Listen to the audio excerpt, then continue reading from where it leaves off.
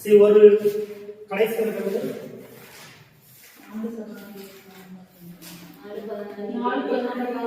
கண்டுபிடிச்சிட்டீங்களா? 28 முடிச்சு. அடுத்தது ஒரு வரைபடத்தின் அளவு. ஒரு வரைபடத்தின் அளவு 1:3 கோடி. 1:3 கோடி. 1, 10, 100, 1000, 10,000, லட்சம், 10,00,000. சரியா? ஒரு வரைபடத்தின் அளவு 1:3 கோடி. வரைபடத்தில் இரு நகரங்களுக்கு இடையேயுள்ள தொலைவு. வரைபடத்தில் இரு நகரங்களுக்கு இடையேயுள்ள தொலைவு 4 சென்டிமீட்டர் எனில். வரைபடத்தில் இரு நகரங்களுக்கு இடையேயுள்ள தொலைவு 4 சென்டிமீட்டர் எனில் உண்மையில் இரு நகரங்களுக்கு இடையேயுள்ள தொலைவு. உண்மையில் இரு நகரங்களுக்கு இடையேயுள்ள தொலைவு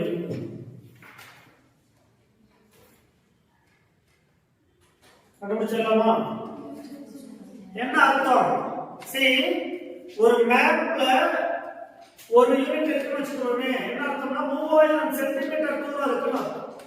புரியுதுங்களா? சரி, 3 கோடி சென்டிமீட்டர் தூரம் இருக்கு அப்படின்னு. இப்ப என்ன சொல்றாங்க? ஒரு இடத்துக்கும் இன்னொரு இடத்துக்கு எவ்வளவு டிஸ்டன்ஸ் இருக்கு? 4 சென்டிமீட்டர். எங்க மேப்ல? புரியுதா? அப்ப உண்மையிலே அளவு எவ்வளவு? 4×3 கோடி சென்டிமீட்டர் இல்லையா? அப்ப எவ்வளவு ஆச்சு?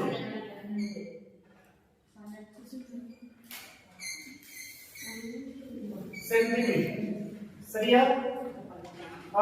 இப்ப நீங்க கவனிச்சீங்கன்னா எவ்வளவு? 12 கோடி சென்டிமீட்டர். இப்ப ஆப்ஷன்ல கொடுத்துருக்காங்க, நம்ம என்ன யூனிட்ல கொடுத்துருக்காங்க அதுக்கான மாத்தணும்.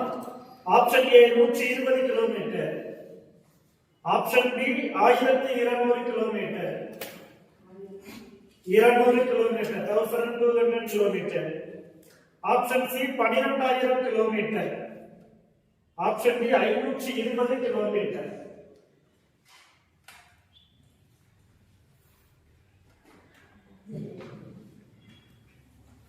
இப்ப என்ன ஆன்சரா இருக்கும்?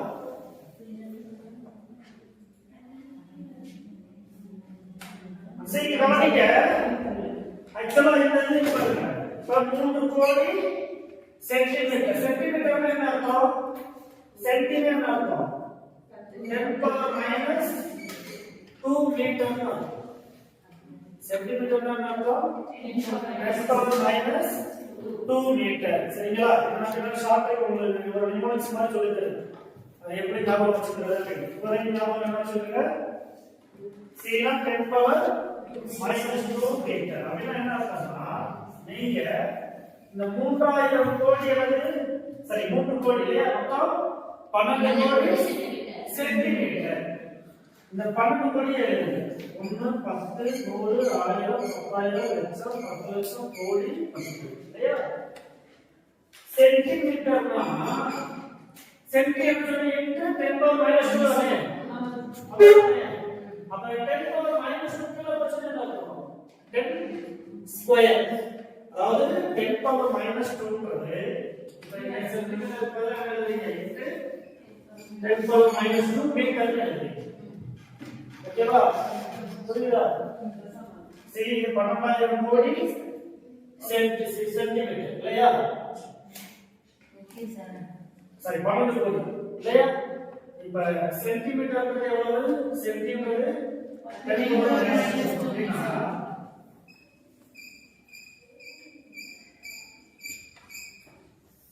10⁻² கிலோ ஆகும். 10 ஸ்கொயர் -2 + 2 ஆகும். அப்படின்னா என்ன அர்த்தம்னா இது 100. அப்ப என்ன அடியாயமா? 20 20 அடியாய். இப்ப இது மீட்டர் பக்கத்துல இருக்கு. இப்ப பாருங்க 1 10 100 1000 10000 லட்சம் 10 லட்சம் மொத்தம் 12 லட்சம் மீட்டர்.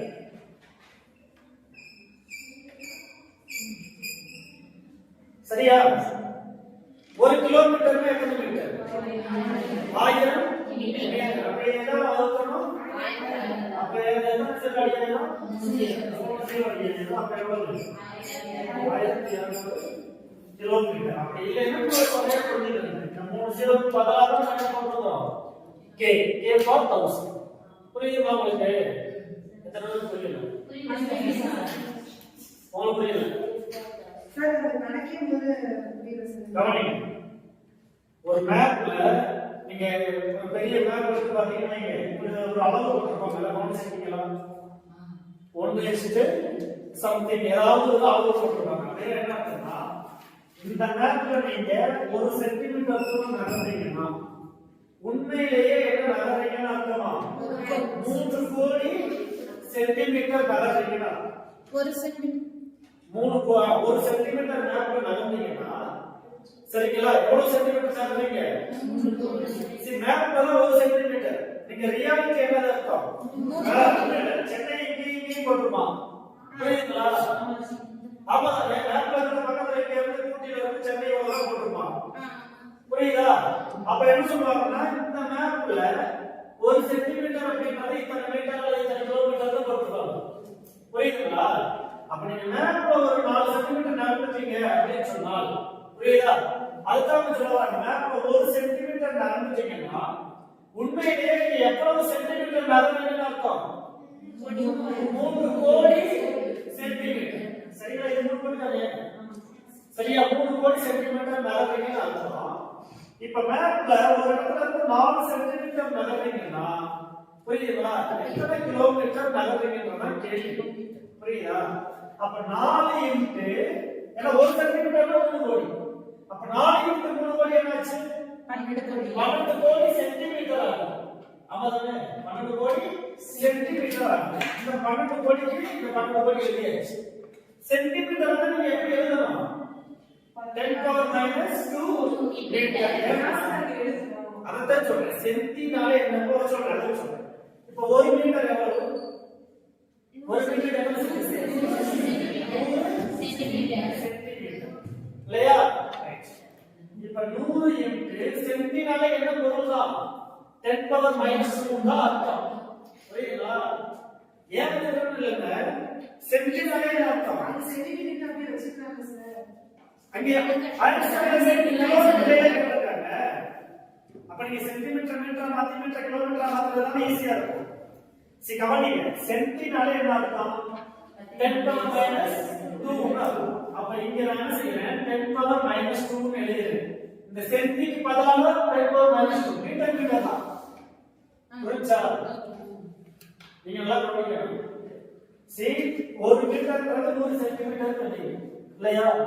100 100 எழுதிட்டேன். சென்டிக்கு பதிலாக எழுதிட்டு 10 power minus 2 எழுதிட்டேன். மீட்டருக்கு மீட்டர் எழுதிட்டேன். ஓகேவா?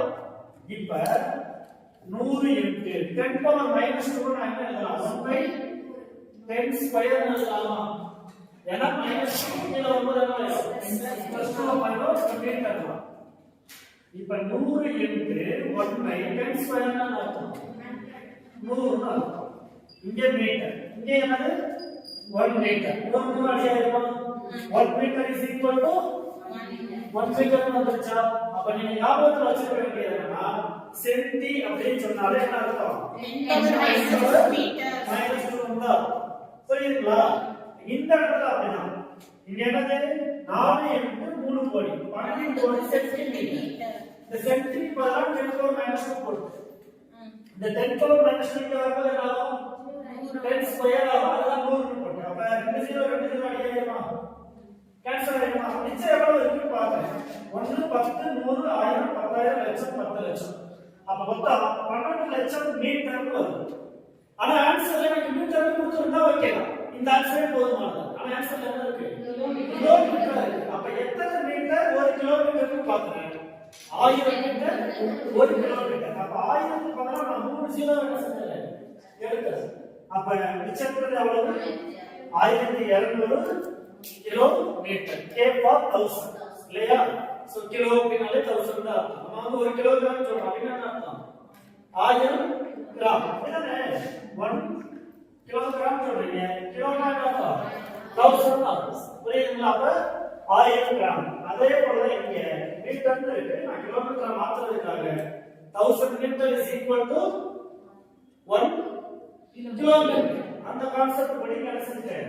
நான் 3 ஜீரோக்கு பதிலா கிலோமீட்டர் கிலோ அப்படின்னு மாத்திட்டேன். So 1200 kilometre. புரியுதா? புரியுது. இல்லைங்க, ஒரு வரைபடத்தின் அளவு தான் கொடுத்திருக்காங்க. ஆமா. அப்ப வரைபடத்தின் அளவு 1 சென்டிமீட்டர் இருக்கு. நான் கணக்கு முழுமையா வாசிக்கிறேன் பாருங்க. வரைபடம்ங்கிறது என்ன? இடையே உள்ள தொலைவு 4 சென்டிமீட்டர் எனில் அதனால நம்ம என்ன செஞ்சுக்கிறோம்? அந்த யூனிட் சென்டிமீட்டருக்கு மாத்திக்கிறோம். ஒருவேளை அந்த மீட்டருக்கு சென்டிமீட்டர் எடுத்துக்கிறோம்.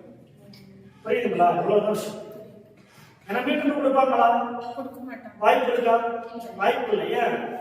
ஒரு 4 மீட்டர் இங்க மேப் போட்டு வெளில வருவீங்க. Out of cover. புரியுதுங்களா? அதனால பெரும்பாலும் சென்டிமீட்டர் கால்குலேஷன் தான் கொடுப்பாங்க.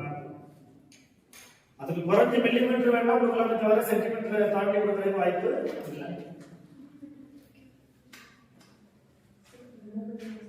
எழுதிக்கிறீங்களா? சொல்லுங்க. சென்டிமீட்டர் வந்து -10 பவர் -2 மில்லிமீட்டர் வந்து -3 10 பவர் -3 சரிங்களா? 10 பவர் -3 அத நான் உங்களுக்கு சொன்னேன். அது வந்து கம்ப்ளீட்டா நீங்க ஞாபகம் வச்சுக்கிறதுக்கு ஒரு ஷார்ட் ட்ரிக் நான் பின்னாடி உங்களுக்கு சொல்றேன் அப்படின்னு சொன்னேன். சரிங்களா? ஓகே, அடுத்தது எழுதுங்க.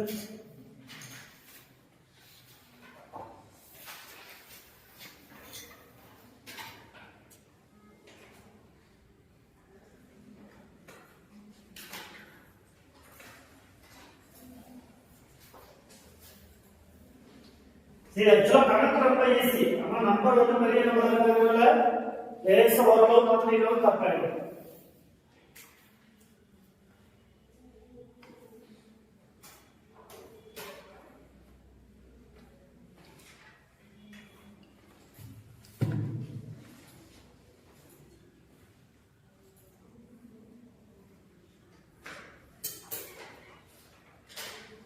எழுதிட்டீங்களா?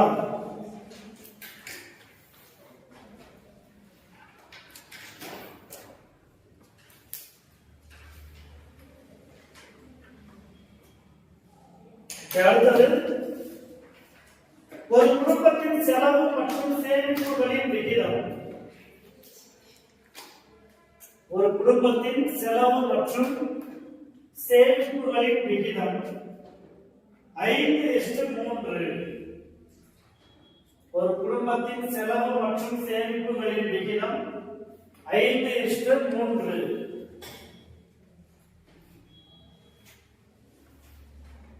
மற்றும் செலவு ரூபாய் 3500 எனில் ஒரு குடும்பத்தின் செலவு மற்றும் சேமிப்புகளின் விகிதம் 5:3 மற்றும் செலவு ரூபாய் 3500 எனில் மற்றும் செலவு ரூபாய் 3500 எனில் சேமிப்பு தொகை ஆப்ஷன் ஏ ரூபாய் 1400. ஆப்ஷன் ஏ ரூபாய் 1400. நீங்க கண்டுபிடிக்கலாம் பண்ணிக்கிறீங்க. ரொம்ப ஈஸியஸ்ட் சம் இல்லையா? என்ன பண்றாங்க? செலவு சேமிப்பு ரேஷியோ என்னது? 5:3.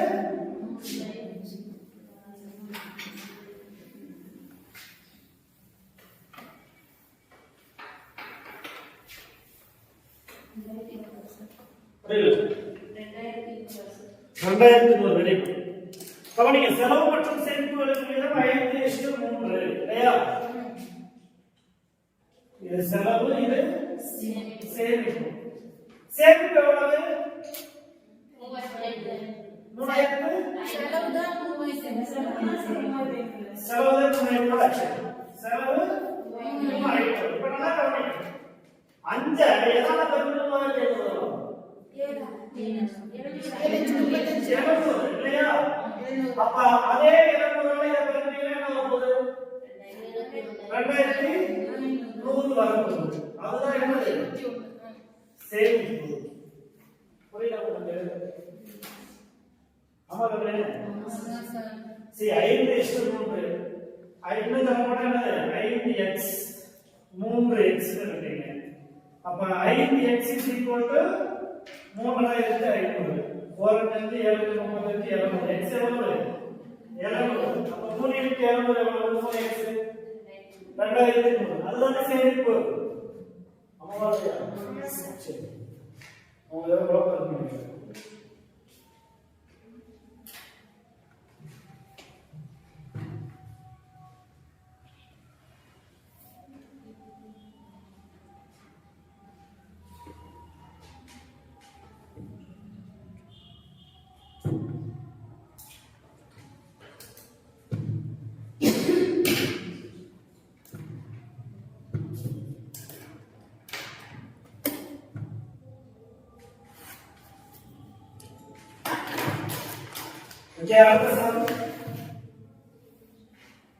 ஒரு பள்ளியில் பயிலும் மாணவ மாணவியரின் விகிதம் ஒரு பள்ளியில் பயிலும் மாணவ மாணவியரின் விகிதம் 7:4. ஒரு பள்ளியில் பயிலும் மாணவ மாணவியரின் விகிதம் 7:4. மாணவர்களின் எண்ணிக்கை 2800 எனில் மாணவர்களின் எண்ணிக்கை 2800 எனில் மொத்த மாணவ மாணவியரின் எண்ணிக்கை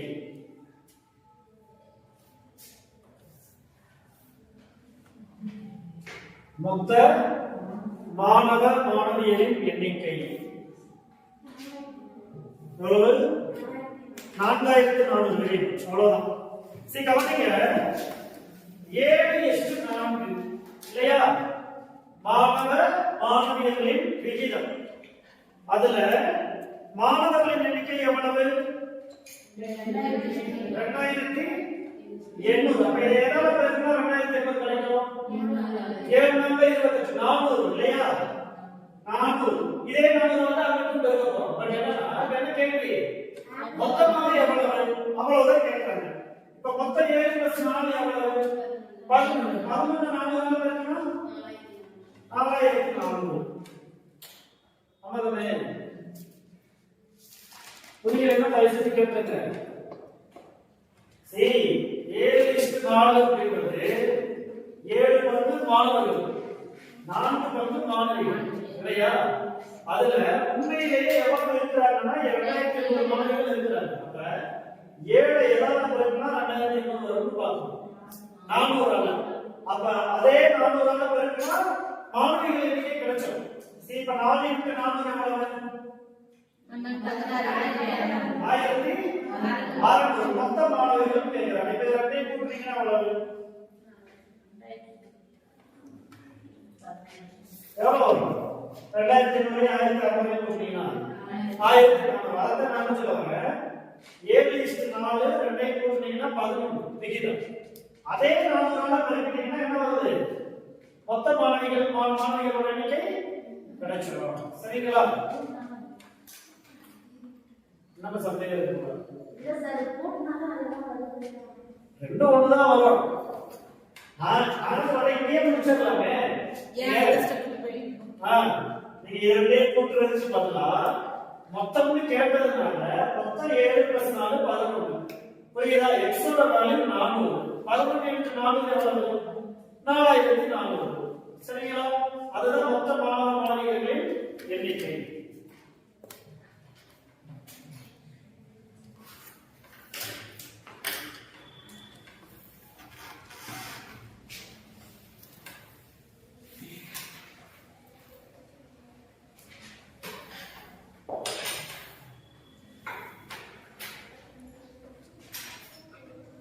இங்கே அடுத்தது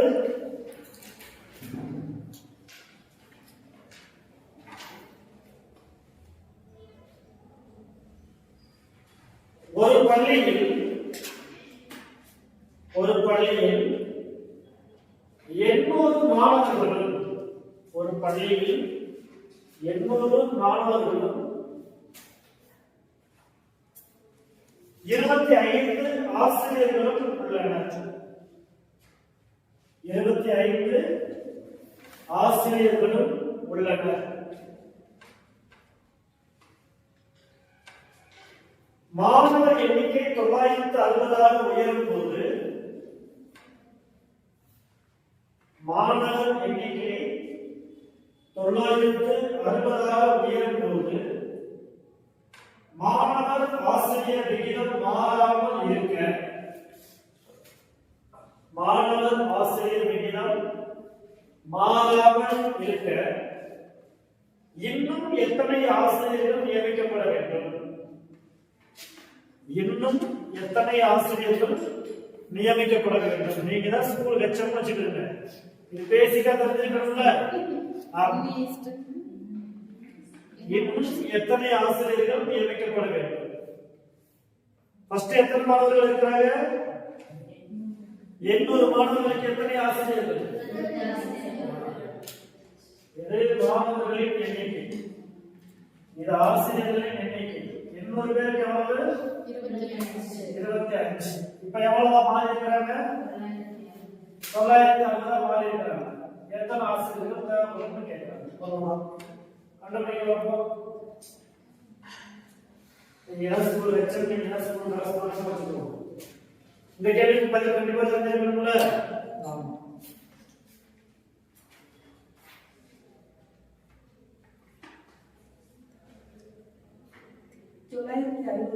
ஆமா, 800ல இருந்து 960 மாறுறாங்க. அப்ப எத்தனை ஆசிரியர்கள் இன்னும் நியமிக்கப்பட வேண்டும்? கேள்வி ரொம்ப தெளிவு. மொத்தம் எத்தனை ஆசிரியர்கள் தேவைப்படுறாங்கன்னு கேட்கல, இன்னும் எத்தனை ஆசிரியர்கள் தேவைப்படுறாங்க இல்லையா? இந்த 25 போக எத்தனை பேர் தேவைப்படுறாங்க அப்படின்னு கேட்பாங்க.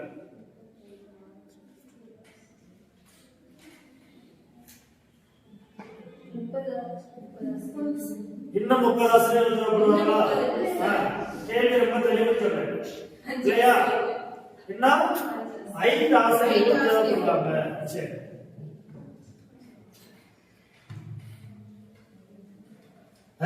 நீங்க ஸ்கூல் ஹெச்எம், நீங்க ஸ்கூல் கரஸ்பாண்டன்ட், குறைந்தபட்ச இதுக்காக ஆன்சர் கண்டுபிடிக்க மாட்டீங்க. புரியல? இல்ல, ஒரு டீச்சருக்கு 40 ஸ்டூடெண்டா 35 ஸ்டூடெண்ட் ஒரு டீச்சருக்கு 40 ஸ்டூடண்ட்ஸா? 32 வருது. அதுல 800க்கு போடும்போது 32 சார். அப்பனா 30 தான். அப்ப கூடுதலாக 5 ஆசிரியர். இல்ல 800 பேருக்கு 25 பேருக்கு சார். அப்படினா ஒரு எத்தனை பேருக்கு ஒரு ஆசிரியர்? 32 பேருக்கு ஒரு ஆசிரியர். 32 பேருக்கு ஒரு ஆசிரியர். அவ்வளவுதான். அப்ப 960 என்ன வருது? 32 வருது. இது ஒரு சரிங்களா? நீங்க கவனிங்க.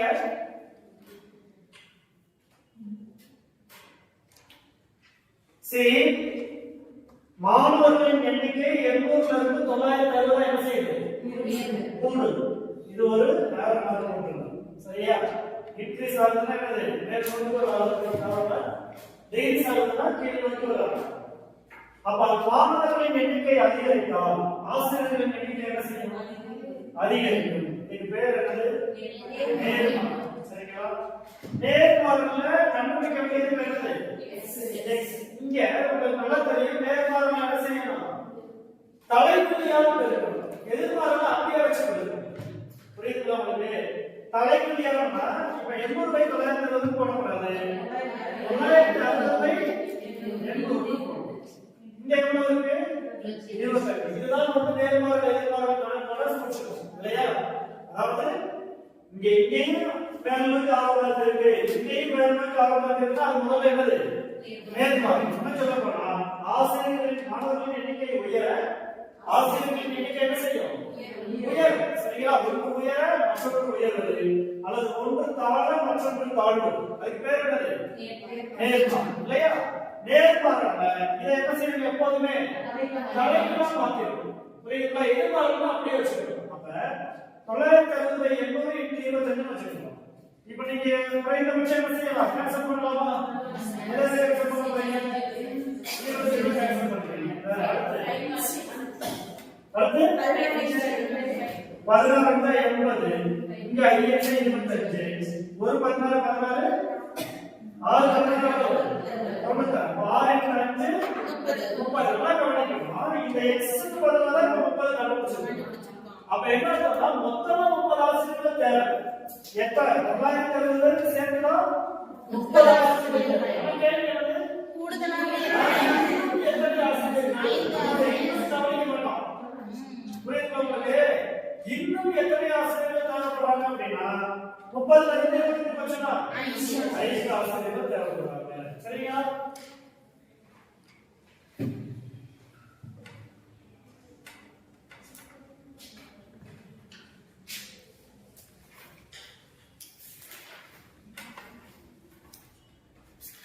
ஆக்சுவலா நேர்மாறல் எதிர்மாறல் நான் தொடங்கல. இந்த கணக்குக்கு தேவைப்படுது அப்படின்றதுனால நான் பேசுறேன். சரிங்களா?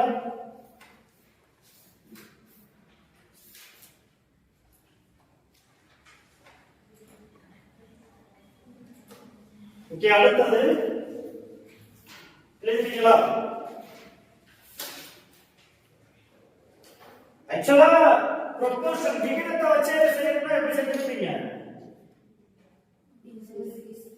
இது விகிதத்தை விகித சமம்னு சொல்லுவோம். எப்படின்னு சொன்னா 800 பேருக்கு 25, சரிங்களா? அப்படின்னா 960 பேருக்கு எவ்வளவு? புரியுதுங்களா? அப்ப நீங்க என்ன சொல்றீங்க? கடைக்குள்ள உட்பொருளின் பெருக்கற்பலம் இஸ் ஈக்குவல் டு நடுவு உட்பொருளின் பெருக்கற்பலம். 800 x is equal to 25 இப்ப 800 கேன்சல் பண்ணீங்கன்னா என்னது? 2 3 25 75 மிச்சம் 5 5 0 50. சரியா? 32 2 25 50 ஒரு 32 32 3 32 36 30. அப்ப x எவ்வளவு? 30. ஆக்சுவலா இதெல்லாம் நீங்க அப்ளை பண்ணி செஞ்சிருக்கீங்க. எப்ப நேர்மாறல் எதிர்மாறல் தெரியல, எனக்கு விகிதம் மட்டுமே தெரியுதுன்னா இதுதான் உங்க கான்செப்ட் கேக்குறது. உங்களுக்கு இது ஈஸியா இருக்குன்னு புரிய வச்சு அவ்வளவுதான். சரியா? சோ ரெண்டுல ஏதாவது கேட்கணும்னா ஒன்றும் பிரச்சனை இல்லை.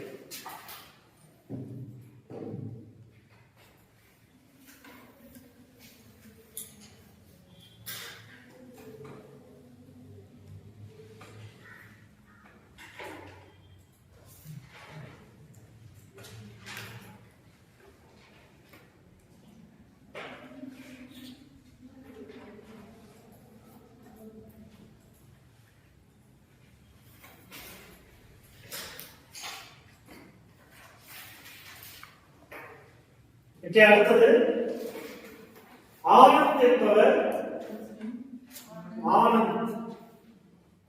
ஆனந்த் என்பவர் 7 மணி நேரத்தில் ரூபாய் 80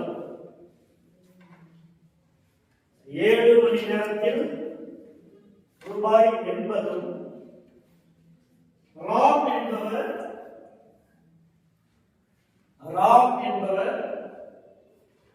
12 மணி நேரத்தில் ரூபாய் 90 ராம் என்பவர் 12 மணி நேரத்தில் ரூபாய் 90 சம்பாதித்தார். அவர்கள் சம்பாதித்த தொகைகளின் விகிதம்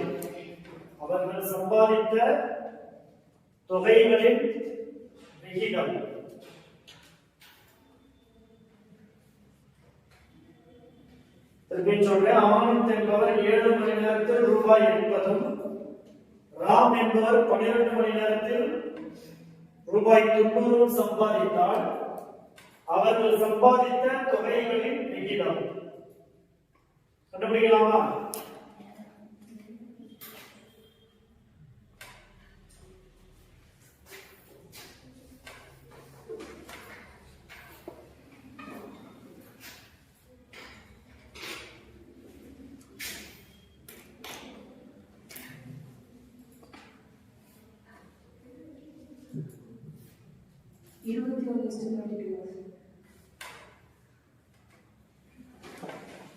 நீங்க ஆன்சரை கண்டுபிடிச்சிருக்கீங்க, ஆனா மாற்றி மாற்றி சொல்றீங்க.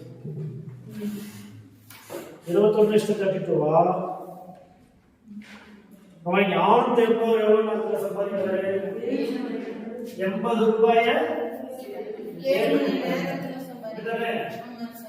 சரிதானே? அடுத்த காலம் என்பது எவ்வளவு? 90 ரூபாயா? 12 மணி நேரம். சோ ரெண்டும் ஃபிராக்ஷன்ல இருக்கு. இப்போ என்ன செய்யணும்? மீச்சம் கண்டுபிடிக்கணுமா? 7 × 12 எவ்வளவு? 84. ஏன்னா 7 பகாயம். அப்ப பகாயம் மீச்சமானது அப்படியே வெளியே போட வேண்டியதுதான். அப்ப 80/7 × 84 90/12 × 84. ஒரு 7 12 84 ஒரு 12 7 12 எவ்வளவு? 84. சரியா? அது 00 அது 0 8 12 எவ்வளவு? 96 87 63. இப்ப சுருக்கலாமா? சுருக்கலாமா சொல்ல முடியாது. எப்படி சொல்றது? 30 96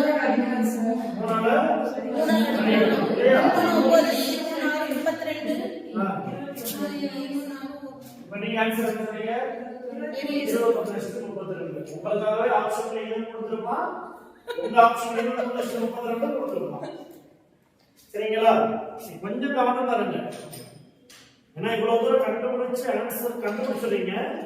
பட் லாஸ்ட் மொமெண்ட் என்னவாயிடுது? ஸ்லிப் ஆயிடுதுன்றப்ப அது ஒரு மார்க் ஈஸியா போயிடும்.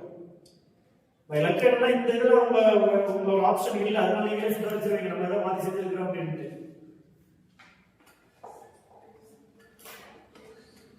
ஓகே, அடுத்தது எந்த இடத்துல தப்பு பண்ணிக்கிறீங்க? இல்ல, அதாவது மாத்தி எழுதுறீங்க. ஃபர்ஸ்ட் டைம் 90 பண்ண போறீங்களா? இல்ல. சரி, போய் சரி பண்ணுங்க. சரியா? சரி, நான் பாக்குற அளவுக்கு நீங்க நிறைய ஆன்சர் வரைக்கும் வந்துடுறீங்க. ஆனா என்ன செய்யறீங்க? அதை முன்பின் மாற்றும் போது நிச்சயமா அந்த ஆப்ஷன் பெரும்பாலும் வச்சிருக்கோம். ஓகே, அடுத்தது ஒரு பள்ளியில்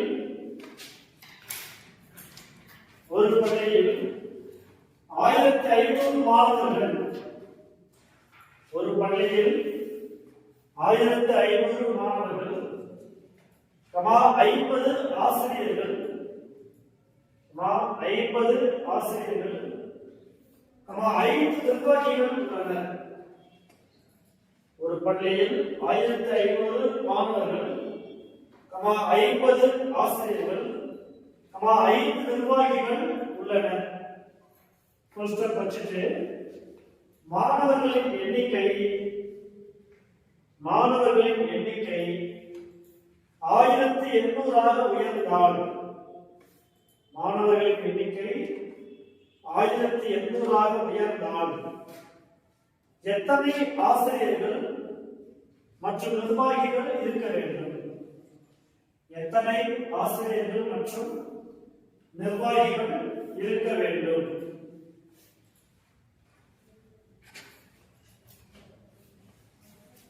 ட்ரை பண்ணுங்க பார்ப்போம்.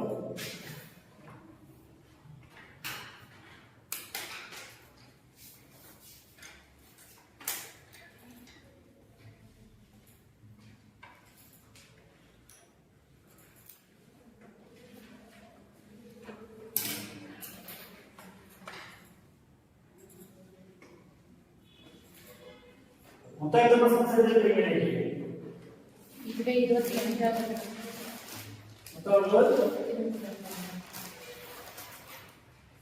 இதோட 50வது கணக்கு. இதோட 50வது கணக்கு.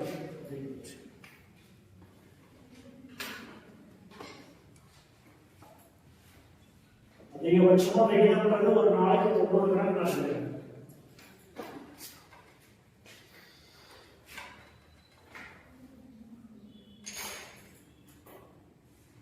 எத்தனை ஆசிரியர்கள் வாங்க? ஆமா. 60 ஆசிரியர்கள்.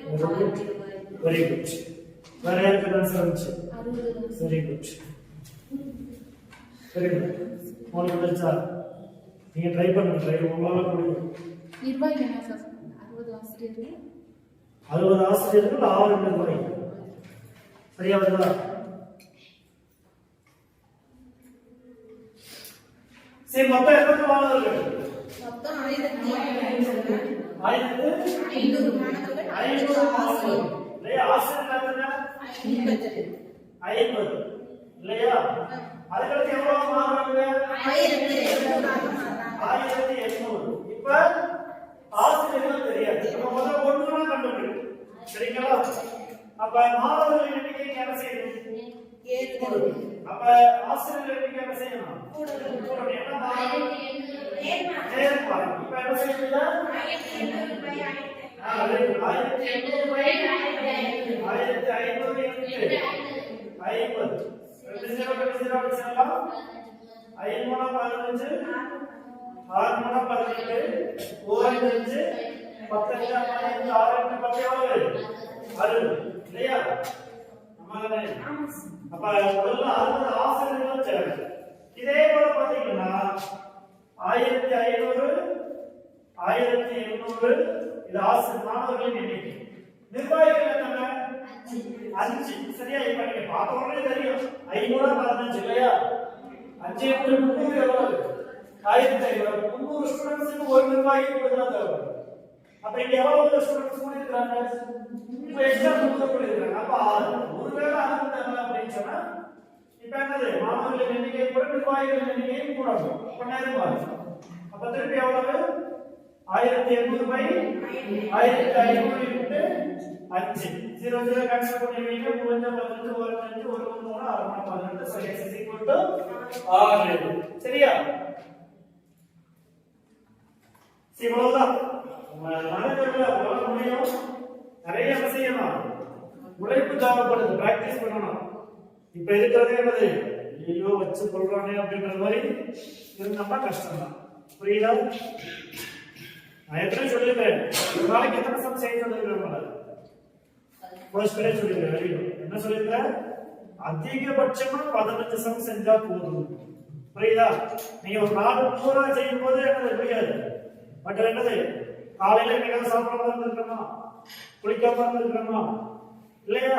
சரி, அது போல என்ன செய்யலாம்? ஒரு டெய்லி 15 சம். அது காலையில நைட்டு அப்படின்னு பிரிச்சுக்கலாம். நீங்க அதுக்கு மேல பார்க்க வேணாம்னு சொல்றேன். அப்படி நீங்க சராசரியா 15 சமமா பிராக்டிஸ் பண்ணாலே உங்களுக்கு என்னது? எக்ஸாம்பிள் 2000 சம் ஒர்க் பண்ணிருக்கீங்க. அதுவே எனஃப் போதும். சரியா? ஓகே, அடுத்து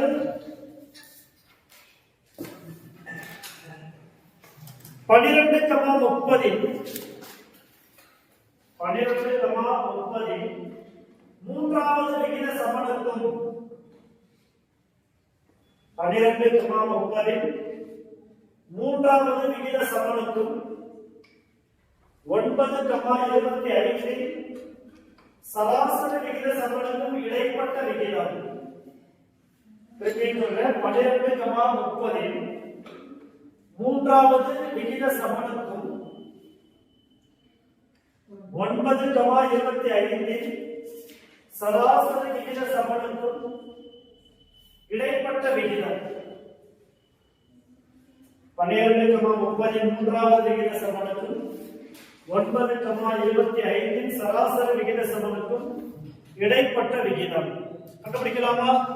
மூன்றாவது விகித சமன் என்னது? c is equal to b square by a. சராசரி விகித சமன் என்ன ஃபார்முலா?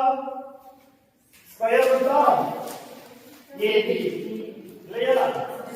முதல்ல அந்த ரெண்டையும் கண்டுபிடிக்கலாம். நான் கேட்டது அந்த ரெண்டுக்கும் இடைப்பட்ட விகிதம் கேட்கணும். இல்லையா? அப்ப c ஆக்சுவலா a என்னது? 12. b என்னது? 30. அப்ப c is equal to b square by a. இல்லையா? b square எவ்வளவு? 30 by a எவ்வளவு? 12. இல்லையா? 6 12 15 30 1 6 5 30 எவ்வளவு? 5 15 70. ஓகேவா? இப்ப இது சராசரி என்னது? மூன்றாவது விகிதம். சராசரி விகிதம் என்னது? Square root of ab. அது என்ன நம்பர் கொடுத்துறாங்க? 9 into 26. எடுத்தீங்கன்னா என்ன வரும்? 3 கழித்ததே 9 எடுத்தீங்கன்னா 3 27 எடுத்தீங்கன்னா அப்ப எவ்வளவு? 15. கேள்வி என்னது? இது ரெண்டுக்கு இடைப்பட்ட விகிதம். அப்ப 75 15 5 15 78 1 15 15. சோ ஆன்சர் என்னது? 5:1.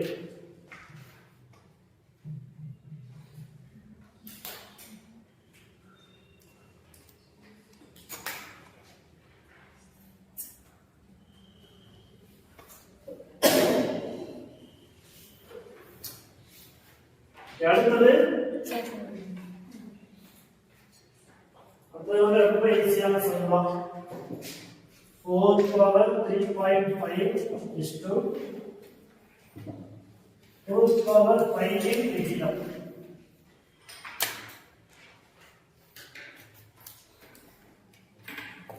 Four power 3.5 is to 2 power 5 in விகிதம். Option A 1 is to 2. Option A 1 is to 2. Option B 2 is to 1. Option B 2 is to 1. Option C 1 is to 4. Option C 1 is to 4. Option D 4 is to 1. Option D 4 is to 1.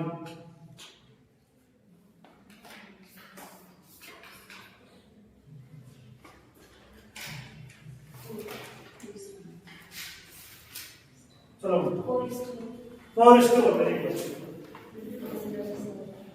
எப்படி 4 தெரியலையா? See கவனிங்க, இந்த 4 என்னவா மாத்தலாம்? 2 square எழுதலாமா? 2 ஸ்கொயரோட value என்னது?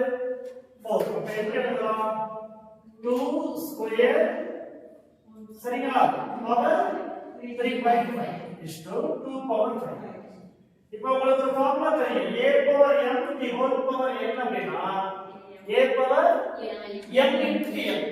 அப்பதானே a power m the whole power n அப்படின்னு சொன்னா a power m into n அடுக்கு விதிகள் அப்படியே எழுத்துல இருக்கும்.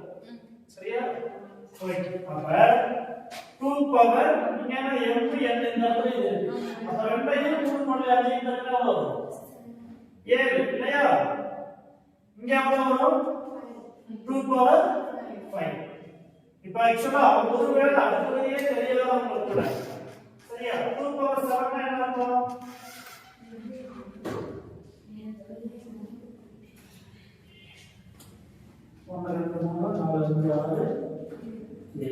சரிதானே? ಎಷ್ಟು ಪದ 5 ಅವರೇ 2 ಪವರ್ 5 என்ன அர்த்தம்? 1 2 3 4 5. ஓகேவா? எல்லாத்தையும் அடிச்சறோமா? அப்ப மேல என்ன இருக்கு? 4 கீழ என்ன இருக்கு? 1. அப்ப 4 is to 1. ஆனா இவ்வளவு தூரம் பார்த்தா அடுத்து தெரிஞ்ச ஞானம் என்னது? 2 power 7 by 2 power 5. Actually 2 power 7 மேல போகும்போது 2 பவர் 5 மேல போகும்போது என்ன ஆகும்? மைனஸ் ஆகும். 2 பவர் ஸ்கொயர் ஆகும். எப்போதுமே ஆல்வேஸ் என்ன இருக்கு? கீழ ஒன்று இருக்கணும் இல்லையா? சோ அப்படியே எழுதிக்கலாம். உங்களுக்கு எது ஈஸியா இருக்கோ எது புரியுதோ அது போய் எழுதுங்க. ஓகேவா?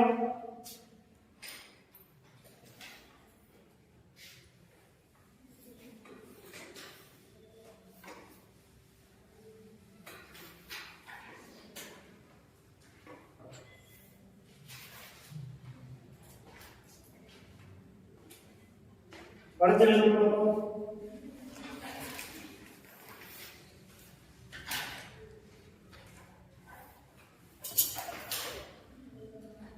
10 comma 18 comma 10 comma 18 comma 22 comma 38 ஆகிய 4 எண்களுடன்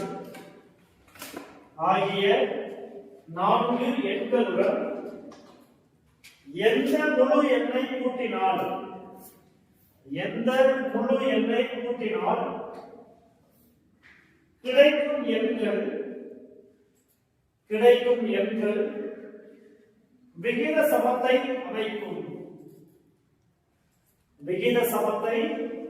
அமைக்கும்.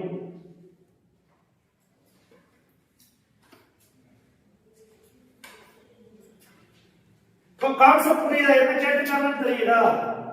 சி 10 18 22 38னா 10 18 இதோட ஒரு எக்ஸ் சரிங்களா? அடுத்து என்ன சொல்லுங்க? 22 38 38 இதுதான் அவங்க கேட்ட கேள்வி. என்ன இதுதான் எந்த எண்ணை கூட்டினா விகித சமத்தை அமைக்கும். இந்த ரேஷியோவும் ஈக்குவல் ஆகும். புரியுதுங்களா? சோ இத x கண்டுபிடிக்க பார்ப்போம். கண்டுபிடிச்சு வைங்க. அந்த வகுப்பு முடிச்சிட்டு 2 நிமிஷத்துல ஆகும்.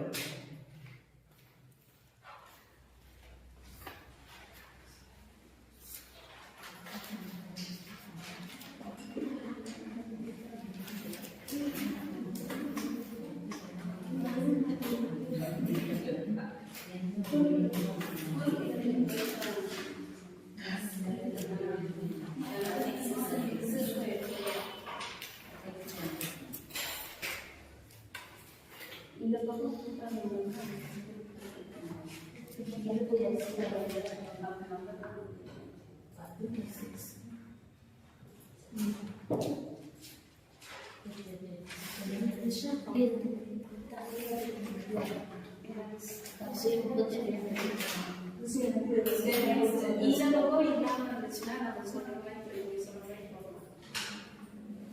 இந்த பக்கமும் கூட்டணும்ல.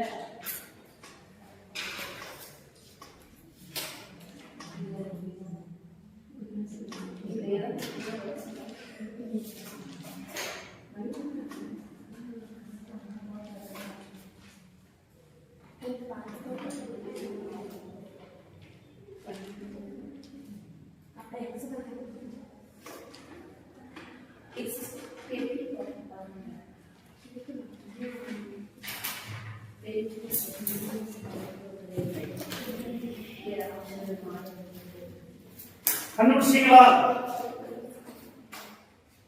என்ன இவ்வளவு கஷ்டப்படுறீங்க? கணக்கை வந்து அசைச்சு ஒரு கேம் மாதிரி கிடையாது. ஒரு குதிரை கண்டுபிடிக்கிற மாதிரி, ஒரு புதையல் கண்டுபிடிக்கிற மாதிரி கண்டுபிடிக்கிறேன்.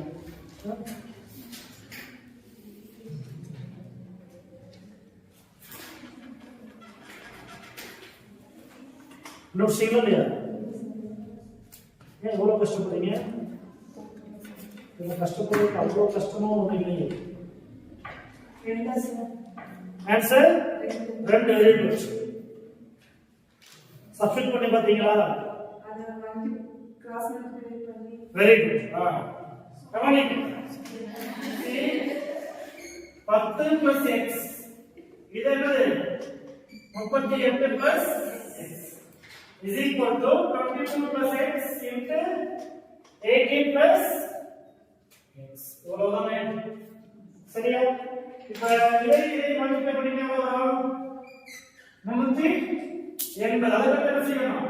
இதையும் மல்டிப்ளை பண்ணணும், இதையும் மல்டிப்ளை பண்ணணும். அப்ப 38x plus 10x எவ்வளவு? 48. சரியானே? புரியுது. அடுத்து இதை மல்டிப்ளை பண்ணீங்கன்னா x into x ஸ்கொயர். புரியுதா? இங்க வாங்க. 22 மல்டிப்ளை பண்ணீங்கன்னா எவ்வளவு வரும்? 396 பிளஸ் இதையும் என்ன செய்வீங்க? இதையும் மல்டிப்ளை பண்றீங்க, இதையும் மல்டிப்ளை பண்ணி கூட்டுறீங்க. அப்ப 22x plus 18x எவ்வளவு? 32. 22 கூட்டினா எவ்வளவு? 40 sir. 40 x plus x square. x எவ்வளவு? x square. x square வச்சுக்கலாம். சரிதானே? இப்ப 48x 40x போச்சுனா 8x. 8x. இங்க ஒரு 396 380 போச்சுனா 14. 4 கட்டு 2 14. ரெண்டு x தானே? ஆமாமே. மைனஸ் பிளஸ்லாம் ஆல்டர் செய்யும். எங்க மைனஸ் எப்படி மைனஸ் 2 உங்களுக்கு தான ஒரு பெரிய நம்பர் இருக்கு. உங்களுக்கு தான கொண்டு போறீங்க. சின்னால வந்து என்னது? தனிப்பட்டி போட்டுல இத அப்ளை பண்ணுவோம். அப்ப வந்து மைனஸ் வராது. தனிவெளி அடிக்காத மைனஸ் வராது. புரியுதுங்களா? ஆக்சுவலா ரேஷியோவே மைனஸ் வரக்கூடாது. உங்களுக்கு அப்ளை பண்றதுக்கான கேட்காது. சரிங்க. புரியுதா? இல்ல ஐச்சல் நீலோ நினைச்சேன். இல்ல.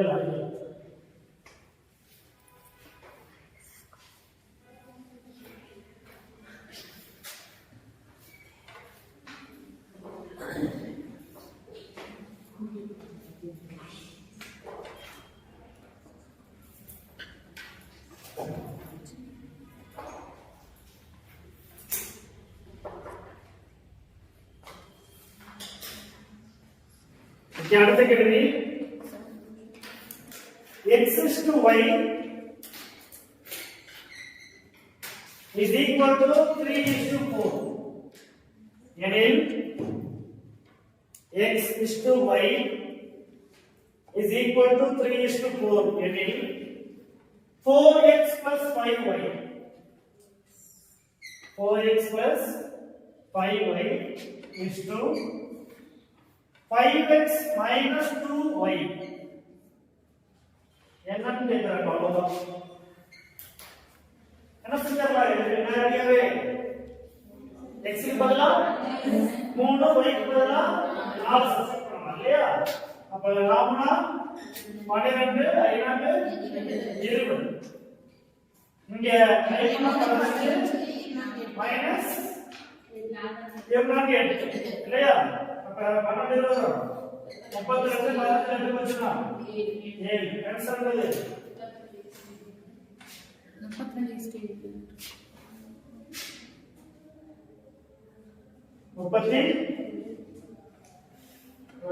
4x plus 5y 5x minus 2y நாம 12 என்னது சரி 32 இஸ்டு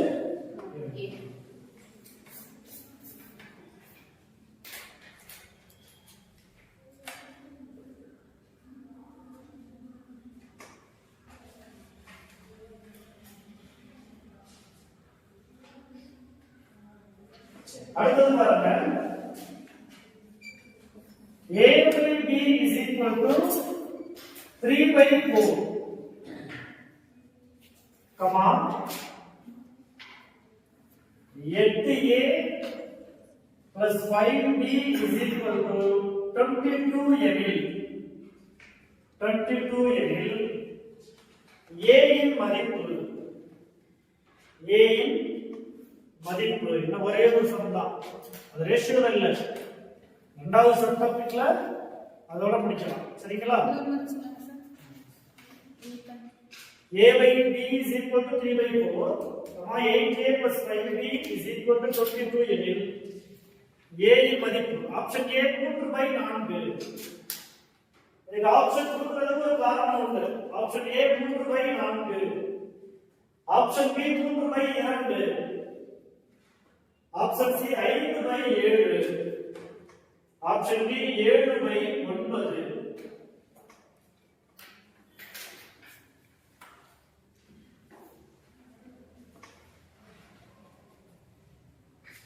கண்டுபிடிக்கலாமா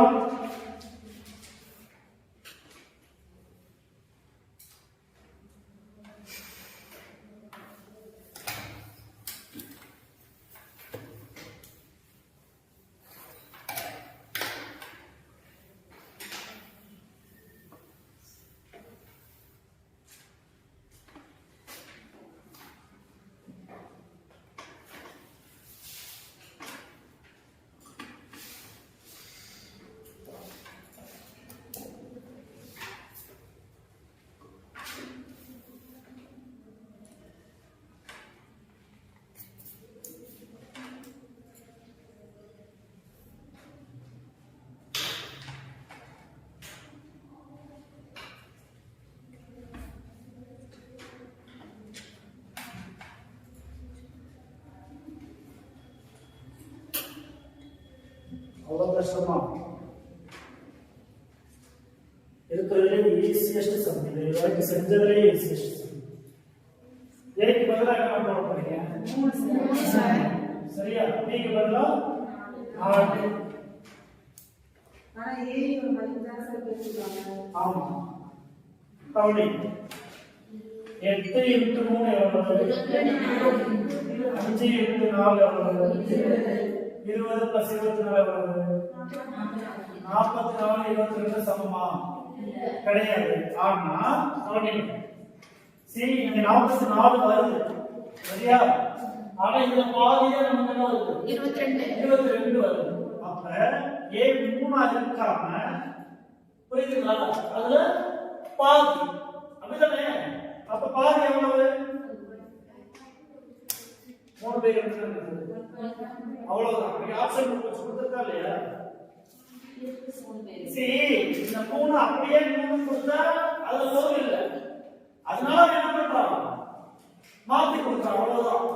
சீக்கிரம் ஏ வந்து 3 இருக்கும்போது என்னது 22 வரணும் அப்படிதானே ஆனா என்ன செய்யலாம் நமக்கு ஏ டைரக்டா அப்ளை பண்ணணும் எல்லாத்துக்கும் அப்படியே அப்ளை பண்ணணும் இல்லையா இது சிம்பிளா ஷார்ட்கட்டா ஞாபகம் வச்சுக்கோங்க ஆனா அந்த பாதி ஆகும்போது இந்த 3 என்னவா இருக்கணும் பாதியாக இருக்கணும் அது என்ன விஷயம் 3/2 இவ்வளவுதான் விஷயம்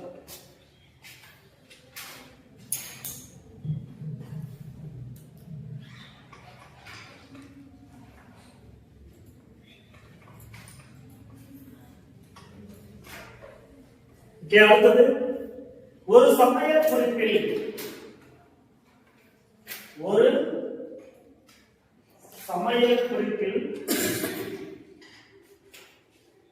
ஒன்று 1/2 கோப்பை அரிசிக்கு ஒரு சமய குறிப்பில் அதாவது 1/2 கோப்பை அரிசிக்கு 2.25 கோப்பை தண்ணீர் தேவை எனில்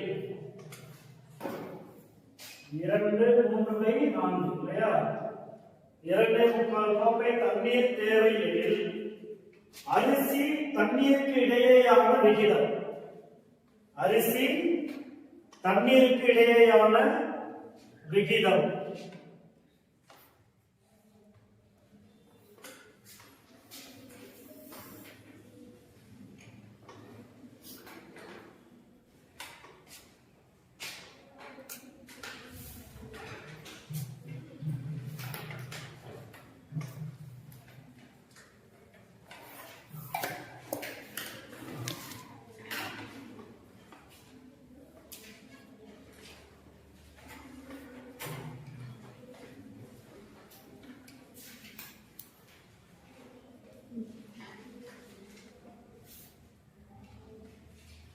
ஆகஸ்ட் 11 வெரி குட் என்ன செஞ்சீங்க ஒரு கட்டு 2/3/2 இங்க என்ன கட்டு 2/4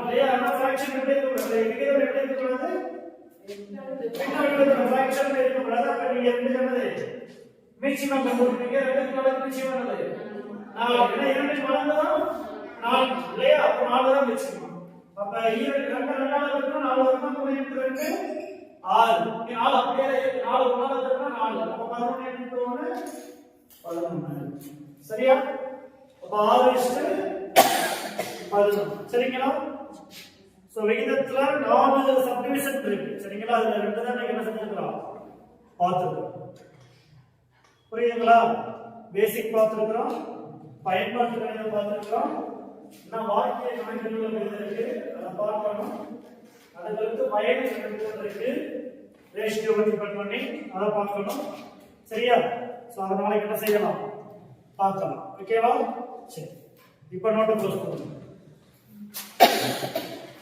நோட் க்ளோஸ் பண்ணுங்க அவ்வளவு யோசிக்கிறீங்க ஒரு வேலை சாப்பிட்டு வேலை பொறுமையா வந்ததுனால ரெட்டை சொல்லுங்க புரியல போர்டு வேணுமா நீங்க ஓபன் பண்ணி பாருங்க தப்பு கிடையாது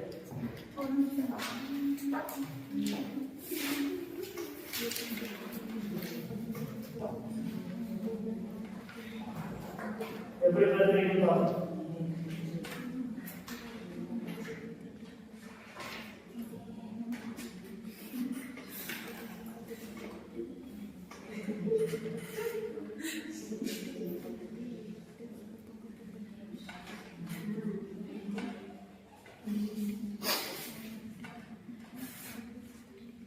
படிக்கிறீங்களா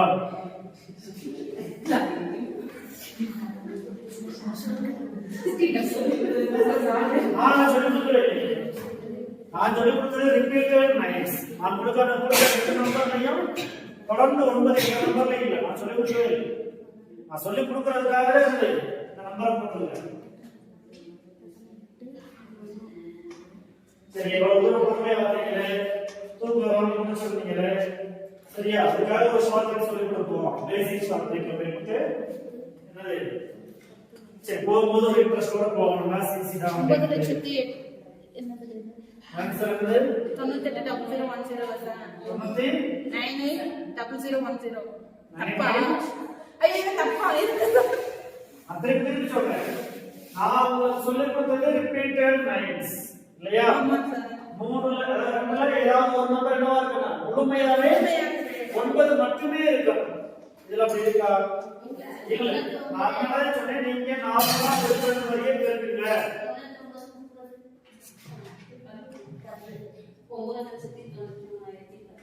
9,00,000 ஆமா சார் 93,010 10 ஆமா சார்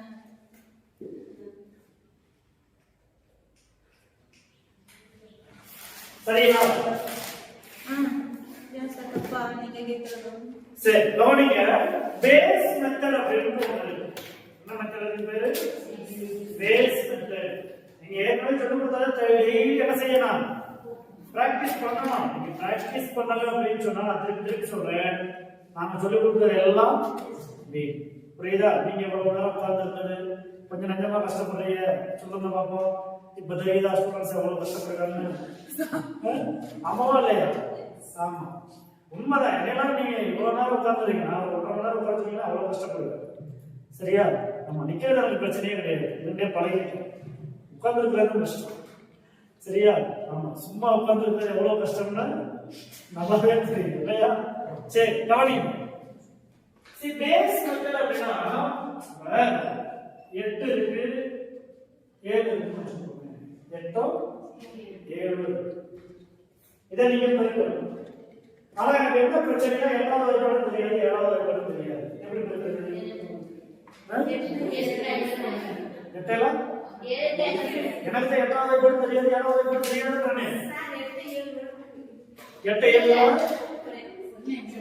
அப்படியே எனக்கு தெரியாது சரி கவனிங்க இதுக்கு பேர் என்ன சொல்றோம் 8 7 கழிச்சுனா 6 இருக்குது சரி கவனிங்க இதுக்கு பேர் என்னது பேஸ் மெத்தட் சரி என்னன்னா இந்த ரெண்டு நம்பர் எதுக்கு ரொம்ப க்ளோஸா இருக்குன்னு பாருங்க பேஸ் நம்பர் அப்படின்னு என்ன சொல்றாங்கன்னா 10 100 1000 10,000 இதெல்லாம் சொல்றாங்க பேஸ் நம்பர் அப்படின்னு சொல்றாங்க அது அடிப்படை எண்கள் அப்படின்னு சொல்றாங்க அப்ப இது 8ல இருந்து 10ல இருந்து எவ்வளவு குறைவா இருக்கு 8 ரெண்டுமே குறைவா இருக்கு முதல்ல அதை எழுதிக்கங்க ரெண்டுமே குறைவா இருக்கு எவ்வளவு குறைவா இருக்கு இது 3 குறைவா இருக்கு போட்டுட்டு இடையில ஒரு வால் போட்டுருந்தா அது உங்களோட புரிதலுக்காக சரியா ரெண்டே ஸ்டெப்ல முடிச்சிடலாம் எப்ப எனக்கு 8வது வரைக்கும் 7வது வரைக்கும் தெரியலனாலும் கூட சரியா ஆமா ஃபர்ஸ்ட் ஸ்டெப் என்னன்னா இந்த ஈக்குவல் இந்த மைனஸ் சைன் அந்த நம்பர் பாத்தீங்களா அது ரெண்டையும் பெருக்கி எழுதணும் இது மூலமா 6 சரியா ரெண்டாவது ஸ்டெப் என்னன்னா கிராஸ்ல கழிக்கணும் இப்ப 8ல இருந்து 3 கழிச்சாலும் சரி அல்லது 7ல இருந்து 2 கழிச்சாலும் சரி 8ல இருந்து 3 கழிச்சாலும் 7ல இருந்து 2 கழிச்சாலும் அப்ப 8 எல்லாம் இந்த பாக்ஸ் எடுத்து நேரம் போய் ஆன்சர் தெரியல ஆமா 8 எல்லாம் 52 புரியுதா இப்ப இங்க இந்தியா நான் சொன்னா என்னவா இருக்கு தெரியுச்சா நான் பயன்படுத்தணும் இல்ல 7வது பயன்படுத்தணும் இல்ல அதிகபட்சமா பயன்படுத்துறது 2வது இருக்கு 3 2 6 அம்மாவே ஆனா அப்ப நமக்கு என்ன தெரியுது அவ்வளவு பெரிய வாய்ப்பாடு தெரியலனாலும் கூட ஆன்சர் பண்ண முடியுதா சரி இந்த சப்ஜெக்ட் நான் என்ன பண்றேன் அப்படின்னு கேட்டீங்கன்னா இப்ப 2 எடுத்துக்கோங்க 98 எழுதணும் நம்ம நான் வந்து ரிப்பீட்டட் மைனஸ் கிடையாது இல்லையா ரெண்டு வெவ்வேறு நம்பரா இருக்கு இப்ப இது எது பக்கத்துல இருக்கு 100க்கு பக்கத்துல எவ்வளவு கம்மியா இருக்கு ஆனா 5 எழுதக்கூடாது இப்ப என்னது 0 எழுதணும் நீங்க 100ல இருந்து 0 இருக்கு இல்லையா ரைட் ஹேண்ட் சைடு ரெண்டு டிஜிட் வந்து அப்படியே ஆகும் இங்க எவ்வளவு இருக்கு 0 இருக்கு இப்ப எத்தனை எவ்வளவு 10 இரண்டையும் செய்யணும் பெருக்கணும் இல்லையா இரண்டா 10 95ல 2 போச்சுன்னா 93 அதாவது 98ல 5 போச்சுன்னா இப்ப 95 பெருக்கி பாருங்க 9910 வருது பெருக்கி பாருங்க அப்பதான் உங்களுக்கு நம்பிக்கை எல்லாம் செல்ல பயன்படுத்துங்க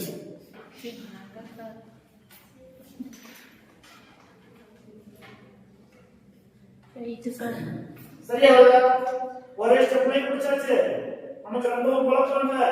ரெண்டு தடவை பெருக்கி மூணாவது தடவை கூட்டும்போது குப்பையா வராம ஆன்சர் வருது. அப்படிதானே? ஆமா. இப்ப இங்க வாங்க. 998 998 பக்கத்துல இருக்கு. 1010 இப்ப எவ்வளவு? 0 0 இங்க 0 0 5 5 10 இது ஒரு சிஸ்டம் அதனால செய்யலாம். 0 போட்டுக்கோ. புரியுதுங்களா உங்களுக்கு? இப்ப 998 அந்த கிடைக்கல இல்லைன்னா 998 ரெண்டா கிடைக்கும். உங்களுக்கு எது ஈஸியோ அதுக்கு கழிச்சு சொல்ல போதும். சரியா? எது ஈஸி? அது கூட ஒரு ஆப்ஷன் இருக்குடா. 998 அந்த கிடைச்சா 993 சரியா? இப்ப எவ்வளவு? 993 ஆன்சர் என்னது? 9,93,10 இல்லையா? சரி இப்ப ஆன்சர் சரியா? அதாவது 998 அவ்வளவு இல்ல ரொம்ப நெருங்கி எண்களுக்கு போடலாம். சரிங்களா? ஆனா என்னன்னா இப்ப ஒரு வேலை இப்ப இத பெருக்கிறீங்க 3 டிஜிட் தாண்டி போகுது. புரியுதா? சரி நிறைய மெத்தட் இருக்கு. உங்களுக்கு இன்னைக்கு இந்த மெத்தட் புரியுதா? இத தாண்டி குழப்பம் வந்துச்சுன்னா இதை கஷ்டம் வரும். நான் இப்ப சொல்லி கொடுத்தேன் இல்லையா? இப்ப 3 டிஜிட் தாண்டி மீதம் வருது. எதுல ஆட் பண்ணி இந்த நம்பர் ஆமா சொல்லுங்க. புரியுதா? அது வேற மெத்தட் இருக்கு. அது என்ன செய்யணும் என்பது இந்த ஸ்டெப் கூடுதலா போகும். புரியுதுங்களா? ஆமா இப்ப நீங்க மேபி 85 98 இருக்கு. சரியா? இது எவ்வளவு? 15 எவ்வளவு? 0 இருக்கு. இப்ப 2 பதினஞ்சா 30 85 2 பதினஞ்சா அது ஈஸியா தொட்டதுல பதினஞ்சு எழுதுறது ஈஸியா? எது ஈஸி? ரெண்டுமே ஈஸியா? ஆனா எது மோஸ்ட் ஈஸி? 85 2 போச்சுனா 85 சரியா? இப்ப நீங்க செஞ்சு பாருங்க. 85 தொட்டதுல பெருக்கி பாருங்க 2000 வருதுதாங்க.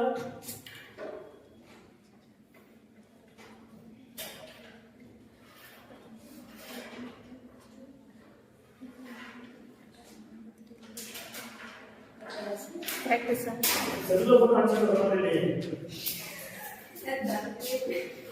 80 தொட்டதுல பெருக்கி சொல்லுங்க. அப்ப இப்படி வர்ற வரைக்கும் உங்களுக்கு பிரச்சனை இல்லை. சரியா? பிரச்சனை வரும்போது அதை எப்படி சால்வ் பண்றதுன்னு சொல்லு. புரியுதா? என்ன செய்யலாம்? ஒரே கண்டிஷன் தான். 8 மணி வரைக்கும் கிளாஸ் எடுத்தாலும் தூங்காம இருக்கணும். ஆமா. Okay, thank you sisters.